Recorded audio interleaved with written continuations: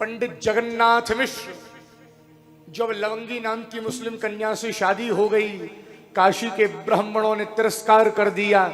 जब महाराज गंगा लहरी गाई, और गंगा लहरी का पहला श्लोक समृद्धम सौभाग्याम सकल वसुधाया किमपि तत्, पंडित जगन्नाथ मिश्र कह रहे हैं, हे मां गंगा, जिस दिन इस धरती पर आपका अवतरण हुआ, समृद्धम सौभाग्याम सकल वसुधाया किमपि तत्, ये धरती समृद्ध हो गई और हम धरती पर रहने वाले लोगों का भाग्य उदय हो गया।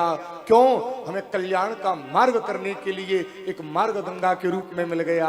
वैसे ही हे बिहारी जी, यदि आप भागवत के रूप में ना विराजते तो हमारा और आपका कल्याण कैसे होता, कैसे होता, कैसे होता? ये हमारा और आपका सौभाग्य नहीं।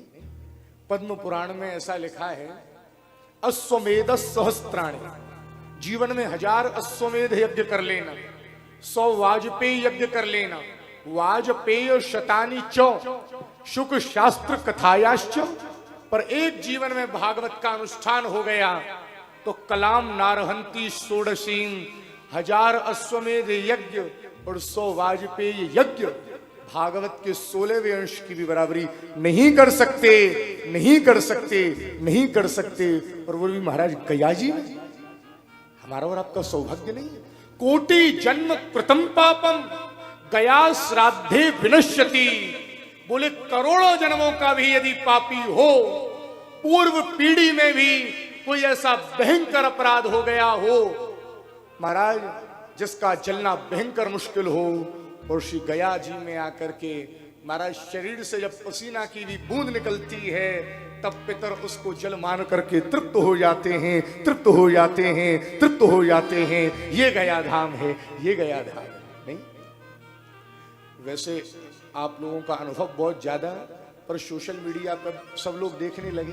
पर एक चीज समझ में आई, मैं बोलने में अतिशयोक्ति नहीं, 29वां साल है, शायद इस बालक की दृष्टि से ऐसा लगता है इस धरती के इतिहास में, इस धरती के इतिहास में 29 साल भारत के निरंतर तीर्थों पर ऐसी विशुद्ध कथा होने वाला ये पहला आयोजन है। ऐसी विशुद्ध कथा हो गई, नहीं तो एक कथा के बाद व्यक्ति ग्रंथ बदलना चाहता है, एक कथा के बाद व्यक्ति वाचक बदलना चाहता है, एक कथा के बाद व्यक्ति तिथि बदलना चाहता है। और सुनो, या तो कथावाचक कथा भी नहीं बदल रहे हैं, जो प्रामाणिक लिखा है वही प्रामाणिक बिना मिलावट के निकल रहा है।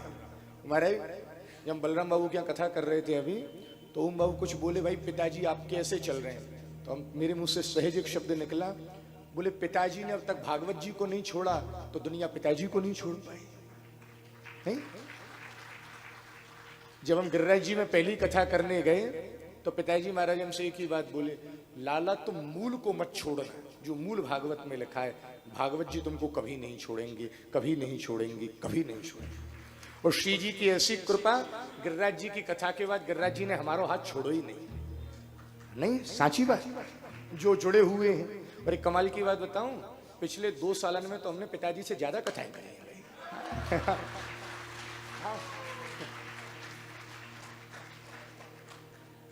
पिताजी की कृपा है।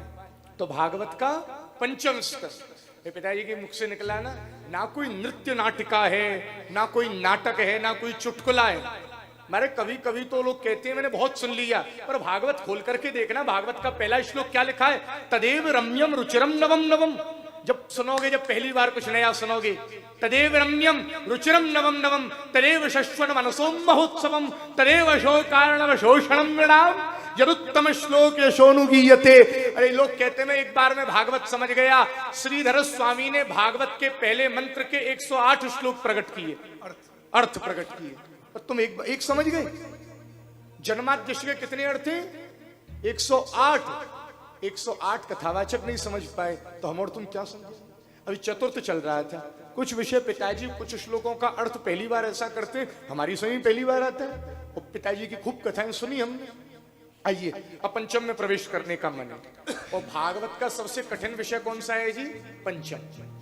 क्यों? नाभिस तथा पंचम एव षष्ठो, पंचम को नाभि कहा है यस्टरडे आई टोल्ड यू, बहुत ध्यान से सुनना, आयुर्वेद क्या कहता है, जिसकी नाभि ठीक रहती है उसका पूरा शरीर ठीक रहता है। जब हम लोग भागवत पढ़ने जाते थे तो महाराज विद्वान लोग कहते हैं अगर पंचम समझ में आ गया तो समझ लेना भागवत समझ में आने लग जाएगी। नाच कूदने वाला पंचम नहीं, प्रामाणिक पंचम। अभी भागवत का सबसे कठिन स्कंध है पंचम। अब आप कहोगे हमें पिताजी ने कठिन क्यों दिया, ये चाहती नहीं है हमारा काम जमे। हाँ, आपने गन्ना का रस निकलते हुए देखा है? हाँ जी या ना जी? निकलते हुए देखो महाराज, जब गन्ना को पहली बार डालो जाए पूरा रस निकल के आवे, जब दूसरी बार डालो जाए बच्चों कुछ निकल के आवे, तीसरी बार डालो जाए 3-4 बूंदा में, चौथी बार मुश्किल से 1 बूंद आवे। अब पिताजी ने मुझे 5वीं बार कही है 5वें स्कंद की, अब या मैं रस निकाल के देखा और सुनो निकलेगा। आइए, प्रिय व्रतो भागवत आत्मा राम कथम मुनि गृहिर्मत्यन्मूल कर्म बंधा पराभव। कल भागवत में हम आपको तीसरा स्कंद सुना रहे थे। कौन सा जी? तीसरा। तीसरे में हम और आपने सृष्टि विस्तार पर चर्चा करी। सबसे पहले भगवान नारायण, नारायण की नाभि से क्या निकला? यार तुम गलत बात कर रहे हो। भगवान नारायण की नाभि से कमल। अब आप कहोगे बार बार कमल पर फोकस क्यों है? तुम्हें कमल का बटन दबाना है इसलिए फोकस है। अब जहां भी आएगा वहां कमल दबाना। भगवान नारायण की नाभि से कमल और कमल से ब्रह्मा जी। जब ब्रह्मा से सृष्टि नहीं बढ़ी तो शरीर के कितने भाग किए? 2। Right one is male and left one is female. Manu और शत्रुपा 3 बेटी वहीं, देवहूति, आकुति और प्रसूति। देवहूति की शादी करदम बाबा के संग में हुई, जिनके यहाँ भगवान कपिल ही बेटा बनकर के आए हैं और सांख्य सुनाया है। दूसरी है आकुति। आकुति की शादी रुचि नाम के प्रजापति के संग में हुई। ये विवाह पुत्र का धर्म से हुआ था। क्यों? दामाद जी को जानते थे जो मेरी बेटी की पहली संतान होगी वो साक्षात नारायण होंगे। तो पुत्र का धर्म क्या कहता है? जब ससुर को आभास हो जाए मेरी कन्या की पहली संतान ईश्वर है तो कह दिया मुझे चाहिए। हाँ, और उनके यहाँ भगवान यज्ञ रूप में आए और दक्षिणा के संग विवाह हुआ। तीसरी बेटी है प्रसूति, जिसमें आपने शिव चरित्र सुना जिस संदर्भ में। अभी आपने मनु जी के 2 बेटा भय। कितने भय जी? तो बोलते चलियो आनंद आवे वो। कितने भय? 2। उत्तानपाद, जिनके बेटा भय ध्रुव। ध्रुव की पूरी वंशावली आपने सुनी। अब ये भागवत का 5वां स्कंद प्रारंभ हो रहा है मनु जी के दूसरे बेटा से। किससे? दूसरे बेटे का नाम क्या है? प्रियव्रत। क्या नाम है जी? प्रियव्रत। प्रियव्रत ने नारद जी से दीक्षा ली और गंधमादन पर्वत पर बैठ गए। और बाप की इच्छा क्या थी? ये शादी करके घर बसा ले। हाँ, पिताजी की बात नहीं मानी। पिताजी ब्रह्मा जी के पास में गए, बेटा शादी कर लेना। तो ब्रह्मा जी ने क्या कहा? और ध्यान से सुनना, एक एक विषय पंचम का सुनने लायक है। प्रियव्रत, तू घर छोड़कर बाहर भजन करने क्यों आया? बोले मुझे लगता है बाहर निकलने से भगवत प्राप्ति आसान हो जाएगी। अब गया जी क्यों आए कथा सुनने के लिए? ये भागवत फेसबुक यूट्यूब पे भी सुनी जा सकती थी या अपने गृहनिवास में भी सुनी जा सकती थी। अब गया जी आने का प्रयोजन क्या है? मोटिव क्या है? क्या इंटेंशन है? एक बात क्या है भैया, तीर्थ का वातावरण भजन करने में सहयोग देता है। हाँ जी या ना जी? कथा समझ में आ रही है? हाँ जी या ना जी? और ना आ रही तो हाँ जी ना। तीर्थ का वातावरण क्या करता है? भजन करने में सहयोग देता है। हाँ, एक बात आप समझना, जब 280 विद्वान ब्राह्मण भागवत के श्लोकों की गर्जना शेर की दहाड़ में कर रहे हो, मन में कोई कलुषित विचार भी आवे तो महाराज उस पर पानी सा डल जाता है। नहीं, अगर मन में कोई दुर्विचार भी आवे, बोले लाला क्यों आया? बोले जिसके लिए तू जंगल में आया क्या वो घर में नहीं है? बोले बेटा तू घर में जा। जिसकी मन और इंद्रिया वश में है वो घर में भी भजन कर लेगा, और जिसका मन और इंद्रिया वश में नहीं है वो गया जी में लिट्टी चोखा ढूंढने जाएगा। कहां सबसे बढ़िया मिलता है बिहार में। यही शब्द है भागवत में। कौन कह रहे हैं? श्री ब्रह्मा जी कह रहे हैं। क्या कह रहे हैं?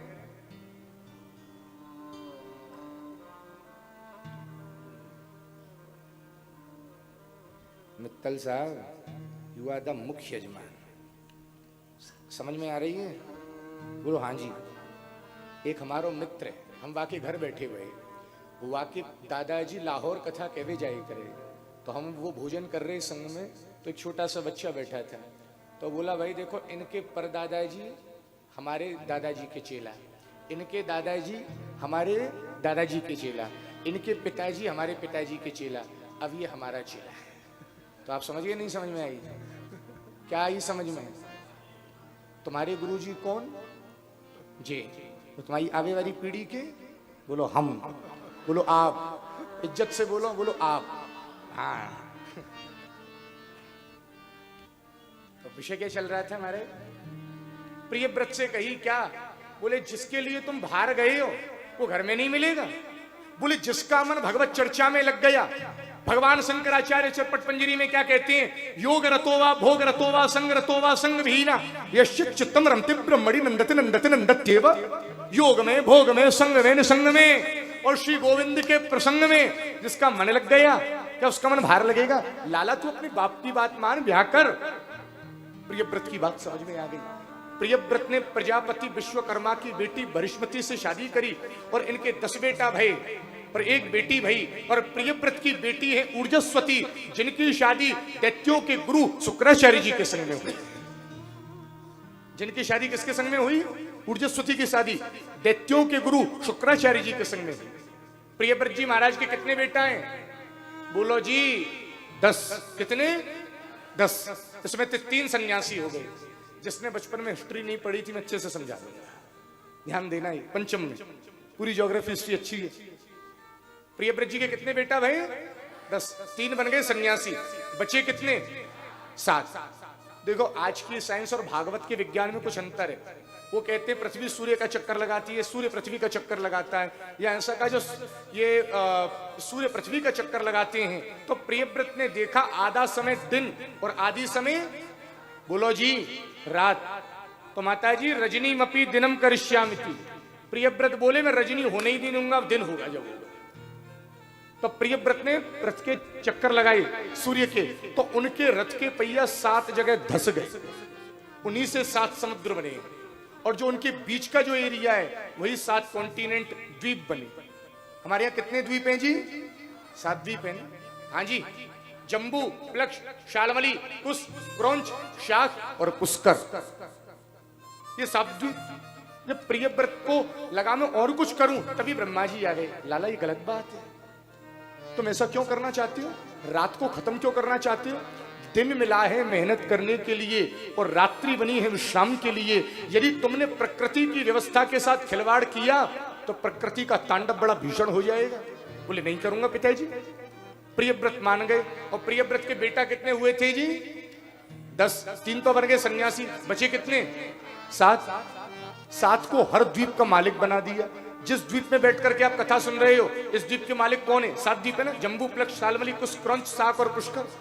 इस द्वीप के मालिक कौन है? आग्निद्र। और द्वीप कौन सा है जी? जम्बू द्वीप है ना। जब पंडित जी संकल्प कराते हैं सुरे क्या बोलते हैं? जम्बू द्वीपे भरत खंडे भारतवर्षी आर्यावर्त देशांतर्गते बिहार नाम राज्यांतर्गते गया नाम जनपदांतर्गते श्री विष्णु व्यू होटल।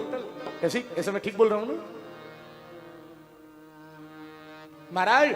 जम्बू द्वीप का मालिक बने आग्निद्र। ठीक है, आग्निद्र की शादी ब्रह्मा जी की सभा की सबसे बेस्टेस्ट सिंगर पूर्व चित्ती से हो गई और उनके 9 बेटा। किसके? आग्निद्र के। अब समझना, धरती बटी 7 भागों में। अब जम्बू द्वीप बटेगा 9 भागों में। अब जम्बू द्वीप बट गया 9 भागों में और यहाँ के मालिक बने हैं नाभि, जो आग्निद्र के बड़े बेटा है। यहाँ के मालिक कौन बने हैं जी? नाभि। इसीलिए भारत को पहले कहा जाता अजनाभ खंड। यहाँ के मालिक है नाभि। और नाभि की शादी हुई, विवाह हुआ मेरू की बेटी मेरू देवी के संग। नाभिर पत्य कामो प्रजया मेरू दिव्या भगवंतम यज्ञ पुरुषम वही तात्मा यजत। नाभि की शादी मेरू की बेटी मेरू देवी के संग में हुई। इनके कोई संतान नहीं थी। ब्राह्मणों ने यज्ञ कराया, ठाकुर जी प्रकट हो गए। बोले ब्राह्मणों तुम्हारी यज्ञ क्रिया से मैं खुश हूं, आज जो मांगना है सो मांग लो। तो ब्राह्मण खुश होकर के बोले हाथ जोड़ के, हमारे यजमान के बेटा नहीं, हमारे यजमान के बेटा नहीं। अच्छा एक बात बताइए तुम, अब 280 यजमान भारत के विभिन्न खंडों से पधारे हैं।